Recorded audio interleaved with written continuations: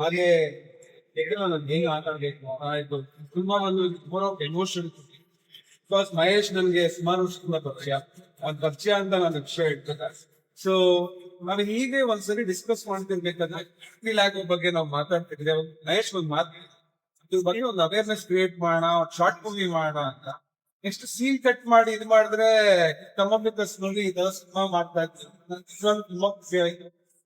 And cinema ನೋಡಿದಾಗ ನನಗೆ ನಾನು ಎಷ್ಟು ಎಮೋಷನಲ್ ಆದಂದ್ರೆ ಸಿಕ್ಕಾಪಟ್ಟೆ ಸೀನ್ ಇರುತ್ತೆ. ನೈಸ್ ಪರ್ಫಾರ್ಮೆನ್ಸ್ ಮಾಡಿದ್ರು.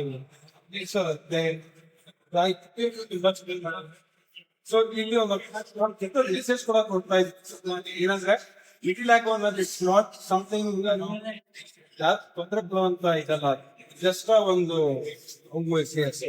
ಎಫಿಷಿಯನ್ಸಿಯಾ ಡೆಫಿಷಿಯನ್ಸಿ. ಸೊ ಎಲ್ಲದಕ್ಕೂ ಸಿನಿಮಾನ ಪ್ರಮೋಟ್ ಮಾಡಿ ಒಂದು ಒಳ್ಳೆ ಕಂಟೆಂಟ್ ಸಿನಿಮಾ ಅಂಡ್ ಎಲ್ಲರೂ ತಿಳ್ಕೊಬೇಕಾದಂತ ಒಂದು cinema. I mean it's awareness to everyone and I am so happy. Nice, I really happy and you done a great job.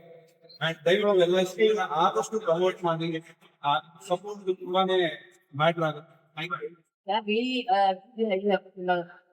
ವಿಭಿನ್ನವಾಗಿರೋ ಕಥೆ ಮಾಡಿದ್ದಾರೆ, ಆಕ್ಟ್ ಮಾಡಿದ್ದಾರೆ, ಡೈರೆಕ್ಟ್ ಮಾಡಿದ್ದಾರೆ.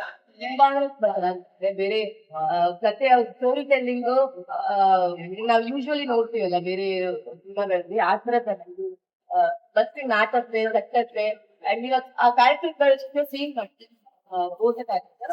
ಕಾಜಲ್ ಎಷ್ಟೋ ಒಳ್ಳೆ ಕೆಲಸ ಮಾಡಿದ್ದಾರೆ, ಎತ್ತರ ಬೆಳಿಬೇಕು ಅವ್ರನ್ನ ನಾವೆಲ್ಲರೂ ಇನ್ನೂ ಹೆಚ್ಚಾಗಿ ಕನ್ನಡ